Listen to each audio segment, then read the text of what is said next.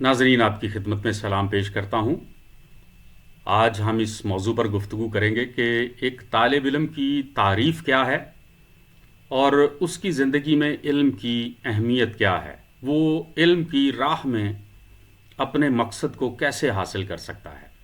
کسی نے طالب علم کی تعریف ان الفاظ میں کی ہے کہ وہ ایک ایسا شخص ہوتا ہے جو اپنی زندگی کے ابتدائی حصے کا زیادہ تر وقت حصول علم میں گزار دیتا ہے۔ بعض اہلیان علم کے نزدیک یہ تعریف بہت کمزور ہے اور وہ اپنے دعوے کی دلیل یہ کہہ کر دیتے ہیں کہ انسان تو گود سے گور تک علم کا محتاج رہتا ہے، گویا کہ زندگی کی آخری سانس تک کسی بھی شے کے متعلق مکمل طور پر علم حاصل نہیں کر سکتا، بلکہ وقت اور عمر کے ساتھ ساتھ حقائق اشیاء بھی زیادہ وسعت کے ساتھ اس کے سامنے کھل کر آتے رہتے ہیں۔ اگرچہ دوسرا خیال بھی ناقابل تردید ہے، تاہم پہلا خیال بھی کچھ غلط نہیں ہے، کیونکہ انسانی زندگی کے ابتدائی حصے میں حصول علم کے لیے بہترین اہتمام کیا جاتا ہے، جبکہ باقی زندگی میں بھی یہ اہتمام ہوتا ہے، لیکن اس حد تک نہیں ہوتا جس حد تک زندگی کے ابتدائی حصے میں کیا جاتا ہے۔ اس لیے اس حصے کو زیادہ اہم سمجھا جاتا ہے۔ اس عرصہ کے دوران طالب علم کو ہر نفسانی خواہش کی قربانی دینا پڑتی ہے تاکہ حصول علم میں آسانی ہو۔ بعض طلبہ تو اس سے بھی زیادہ کر جاتے ہیں، اور اگر کوئی طالب علم اپنی غیر تعلیمی خواہشوں کی قربانی نہیں دیتا تو اس کے والدین اس پر سختی کرتے ہیں، اس کے عزیز و اقارب اسے سمجھاتے ہیں۔ اس طریقے سے کسی نہ کسی حد تک اس کا دھیان علم کی طرف لگایا جاتا ہے۔ ایک سچے طالب علم کے لیے اس کائنات کی بے کرانی اور وسعت ایک کتاب کی مانند ہوتی ہے، اور اس کا ذہن مشاہدات، تجربات اور معلومات کا گہوارہ بنا ہوتا ہے۔ طلب علم کی شدید خواہش اس کے علم میں اضافے کا باعث بن جاتی ہے۔ لیکن کیا یہ سب کچھ صرف اس کی ذاتی کوششوں سے ممکن ہو پاتا ہے؟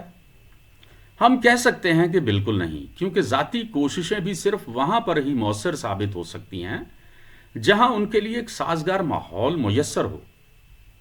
اس بات کو یوں سمجھا جا سکتا ہے کہ ایک طالب علم کی مثال ایک پودے کی سی ہے۔ جس طرح ایک پودے کے لیے اچھی مٹی، معدنیات، پانی اور سورج کی روشنی کی ضرورت ہوتی ہے، اسی طرح ایک بچے کے لیے اس کا خاندان مٹی کی سی اہمیت رکھتا ہے، اس کے اساتذہ معدنیات کی سی اہمیت رکھتے ہیں جو اسے خوراک مہیا کرتے ہیں، اور ایک اچھا معاشرہ سورج کی روشنی جیسا ہوتا ہے جس سے اسے گرمی ملتی ہے۔ لیکن افسوس کہ ہر معاشرہ ایسا کامل نہیں ہوتا جس سے طلبہ میں مطلوبہ خصوصیات کو اجاگر کیا جا سکے۔ ہمارا ملک بہت سے مسائل کا شکار ہے، جن میں ایک بڑا مسئلہ تعلیم کے حوالے سے بھی ہے۔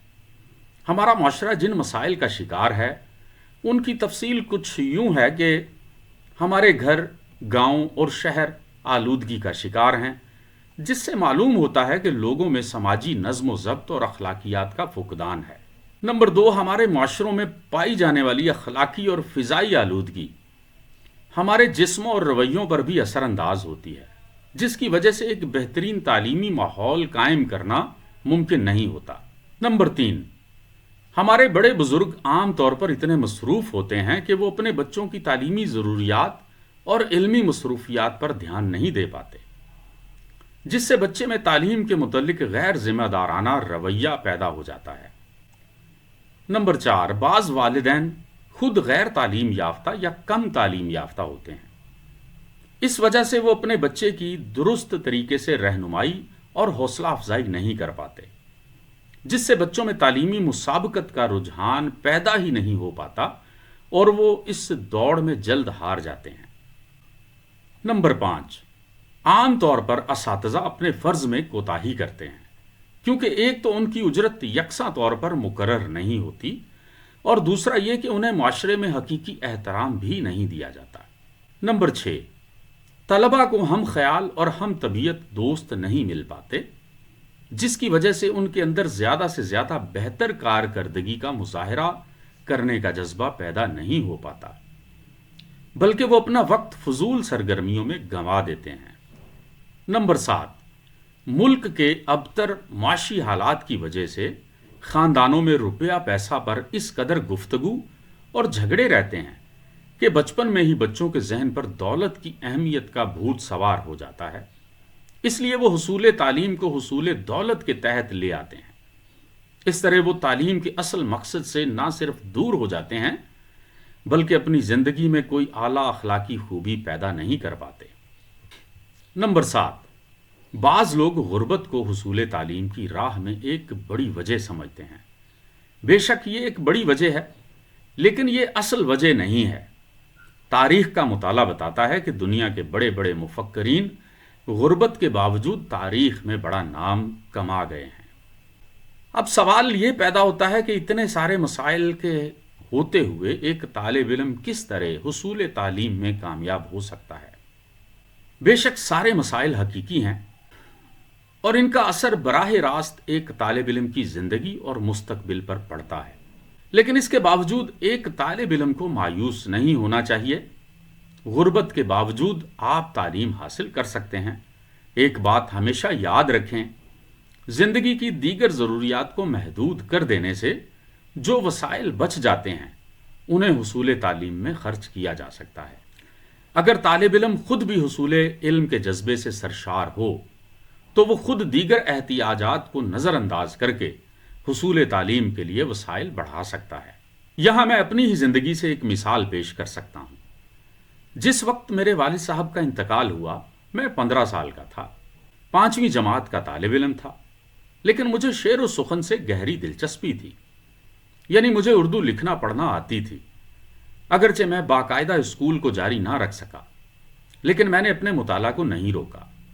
مجھے اردو خوشخطی سے عشق تھا۔ میں نے ایک پینٹر کے پاس بینرز، بورڈ وغیرہ لکھنے کا کام شروع کر دیا۔ اس سے نہ صرف میری لکھائی میں نفاست آتی گئی بلکہ میری تعلیم کے اخراجات بھی نکل آتے تھے۔ آپ اندازہ کر سکتے ہیں کہ ایک ایسا شخص جو برش اور رنگوں کے کام میں ایک ہی پینٹ شرٹ میں سارا دن گزارتا ہو، وہ نئے کپڑے اور جوتے کب پہنے گا؟ اس دوران میں نے سوائے روٹی اور مطالعہ کے زندگی کی تقریباً ساری ضروریات کو نظر انداز کر دیا تھا۔ یوں میرا تعلیمی سفر جاری رہا۔ میں نے 2002 عیسوی میں پرائیویٹ طور پر کراچی بورڈ میں خود کو میٹرک کے امتحانات کے لیے رجسٹرڈ کروایا اور 2004 میں تیسری پوزیشن کے ساتھ کامیاب ہوا۔ گریڈ سی میں نے حاصل کیا۔ اس کے بعد باقاعدہ government Islamia arts and commerce college Karachi میں داخلہ لیا اور اپنے تعلیمی سفر کو جاری رکھا۔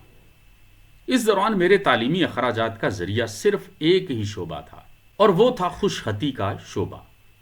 آج میرے پاس تعلیم بھی ہے اور شعور بھی، اور میں زندگی کے ہر مسئلے کا سامنا کرنے کے لیے ذہنی طور پر تیار بھی ہوں۔ اس کے علاوہ تعلیم کا اور کیا مقصد ہو سکتا ہے؟